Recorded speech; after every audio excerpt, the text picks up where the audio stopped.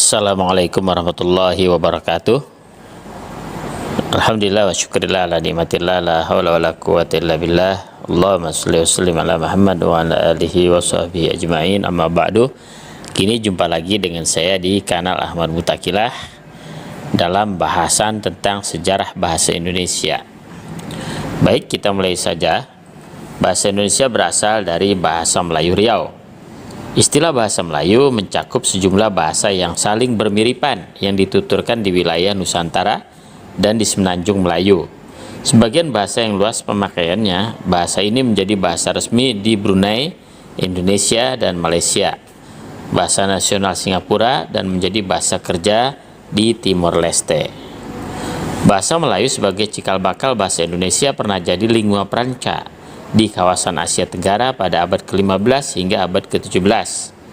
Bahasa Indonesia adalah varian bahasa Melayu yang dijadikan sebagai bahasa resmi Republik Indonesia dan bahasa Persatuan Bangsa Indonesia. Bahasa Indonesia diresmikan penggunaannya setelah proklamasi kemerdekaan Indonesia, tepatnya sehari sudahnya bersamaan dengan mulai berlakunya konstitusi. Menurut ahli bahasa, bahasa Melayu mengalami 3 perkembangan, yaitu 1. Bahasa Melayu kuno abad ke-7 hingga abad ke-13. 2. Bahasa Melayu klasik mulai ditulis dengan huruf Jawi sejak abad ke-15. Dan 3. Bahasa Melayu modern sejak abad ke-20. Beberapa prasasti beraksara Pallawa. Pertama, prasasti Kedukan Bukit di Palembang tahun 683 Masehi.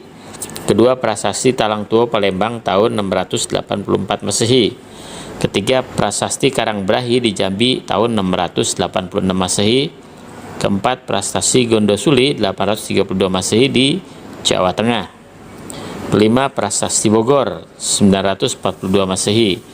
Keenam, prasasti Kota Kapur Pulau Bangka 608 Saka atau 686 Masehi beraksara Pallawa. Prasasti Kota Kapur ditemukan tahun 1892. Prasasti Kedukan Bukit di Palembang tahun 693 Masehi.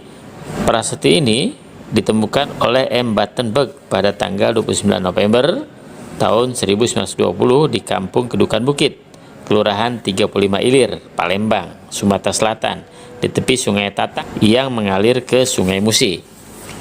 Prasasti ini berbentuk batu kecil berukuran 45 x 80 cm.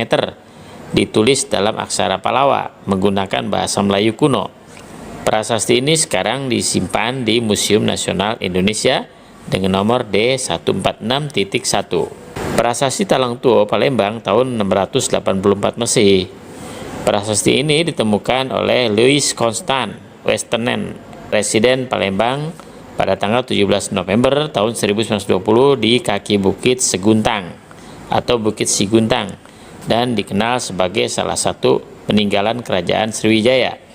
Keadaan fisiknya masih baik dengan bidang datar yang ditulis berukuran 50 cm x 80 cm. Prasasti ini berangka tahun 606 Saka atau 23 Maret 684 Masehi, ditulis dalam aksara Pallawa, berbahasa Melayu kuno dan terdiri atas 14 baris. Sarjana pertama yang berhasil membaca dan mengalih aksarakan prasasti tersebut adalah Panronkel dan Bos yang dimuat dalam Akta Orientalia sejak tahun 1920. Prasasti tersebut disimpan di Museum Nasional Indonesia di Jakarta dengan nomor D145P2. Prasasti Karangbrahi. Prasasti ini bertuliskan aksara Pallawa dan berbahasa Melayu kuno. Pertama kali ditemukan pada tahun 1904 oleh Elberhout, seorang kontrolir Belanda untuk daerah Bangko.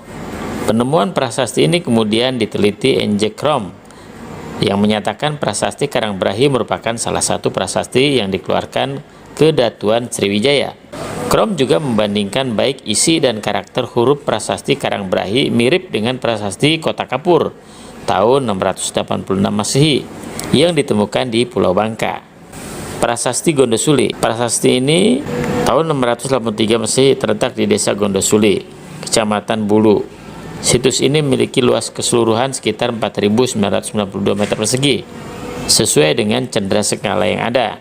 Prasasti Gondosuli menjadi saksi bisu kejayaan dinasti Senjaya, terutama di masa pemerintahan Rakai Patahan sebagai raja di Mataram. 3. Prasasti Kebun Kopi Bogor tahun 1942 Masehi, prasasti yang pertama kali 854 Saka sama dengan 942 Masehi, menyebut nama kerajaan Sunda dan merupakan satu sumber tertua tentang kota Jakarta. Ditemukan tidak jauh dari prasasti Hariteun di Ciampea, dekat Bogor. Prasasti yang pertama kali memunculkan nama kerajaan Sunda ini menggunakan campuran bahasa Jawa kuno dan Melayu kuno, menunjukkan adanya hubungan dengan Sriwijaya.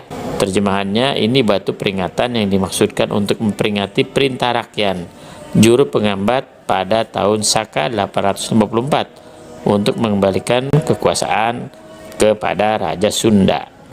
Rakyat dalam prasasti disebut sebagai Juru Pengambat adalah seorang pejabat kerajaan yang mengawasi atau mengurusi perburuan.